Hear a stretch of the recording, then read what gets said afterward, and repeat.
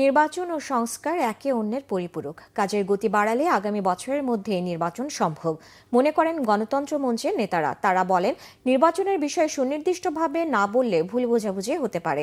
যত বেশি বিভেদ হবে ততই আস্থা নষ্ট হবে বলে আশঙ্কা তাদের। আহমেদ সারোয়ারের রিপোর্ট। সমসাময়িক পরিস্থিতি নিয়ে বৃহস্পতিবার নাগরিক ঐক্যের কার্যালয়ে সংবাদ সম্মেলন করে গণতন্ত্র মঞ্চ। এতে মঞ্চের নেতারা বলেন, অন্তর্বর্তী সরকারের 4 মাস পার হলেও এখনও নিত্যপণ্যের দাম নিয়ন্ত্রণে আসেনি। বিভিন্ন সংস্কার কমিশনের রিপোর্টের আগেই কমিশনগুলোতে নিয়োগ হয়ে যাচ্ছে বলে অভিযোগ তাদের। পঞ্চদশ সংশোধনী নিয়ে উচ্চ আদালতের রায়ে সন্তুষ্টি জানিয়ে মঞ্চের নেতারা বলেন, রাজনৈতিক দল এবং অংশীজনদের সাথে আলাপ আলোচনা করেই তত্ত্বাবধায়ক সরকার নিয়ে চূড়ান্ত সিদ্ধান্ত নিতে হবে। সংস্কার এবং নির্বাচন এটা পরস্পর বিরোধী কোনো অবস্থান নয়। এই সরকার একটা অনির্বাচিত সরকার, যার কোনো পপুলার কোনো ইলেক্টেড ম্যান্ডেট নেই, তাহলে সে কি 5 বছর ধরে ক্ষমতায় থাকবে? তাহলে এটা নিশ্চয়ই কোনো যুক্তিযুক্ত কোনো ভাষ্য নয়। সুতরাং আমরা এগুলোকে সামগ্রিকভাবে বিবেচনার মধ্যে রেখে পরিবর্তন চাই, সংস্কার চাই, আবার বিশ্বাসযোগ্য আমার নির্বাচন চাই।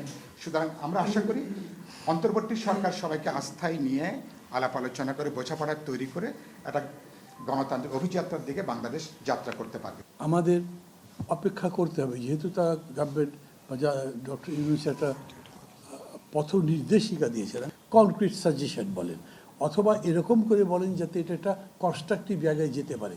না হলে কিন্তু মানে ভুল বোঝাবুঝি হবে, যত বেশি বিভেদ হবে তত বেশি আমাদের মূল টাচটা নষ্ট হবে।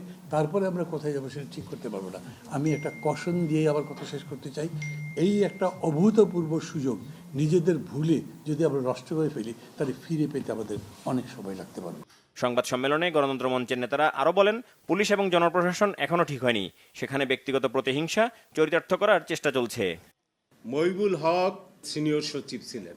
2021 সালে যিনি চাকরি থেকে চলে আসছেন, সেই লোককে 2023 সালের 28 অক্টোবর যে মহাসমাবেশ ছিল, শামীম হত্যার মামলাটা মহিবুল হকের উপরে দেওয়া হয়েছে। আমলা ভাইদের বলবো, আপনারা অনেক ভেলকিবাজি দেখিয়েছেন গত 53 বছর। আমরা এই ভেলকিবাজির মধ্যে দেশকে আর টেনে নেবেন না। আমরা এটার প্রতিবাদ জানাচ্ছি। তার জামিনের ব্যবস্থা করুন অবিলম্বে এবং তাকে মুক্তি দেওয়া হোক। 15.5 বছরের শেখ হাসিনা দুঃশাসনের স্মৃতি, গণ অভ্যুত্থানের স্মৃতি সব ভুলে গিয়ে আমরা নতুন কল্পনা রাজ্যে বাস করছি। সেটা এই জাতির ভবিষ্যতের জন্য অত্যন্ত হুমকি স্বরূপ। সেই জায়গায় সকল মহল এই সরকারকে এবং সকল রাজনৈতিক দলসমূহকে সতর্ক এবং সচেতন হওয়ার আহ্বান জানাচ্ছি। গুপ্ত হত্যা বন্ধ এবং ভারতীয় গুজব সন্ত্রাস রোধে আরও তৎপর হতে সরকারের প্রতি আহ্বান জানিয়েছে গণতন্ত্র মঞ্চ। আহমেদ সারোয়ার, বাংলা ভিশন, ঢাকা।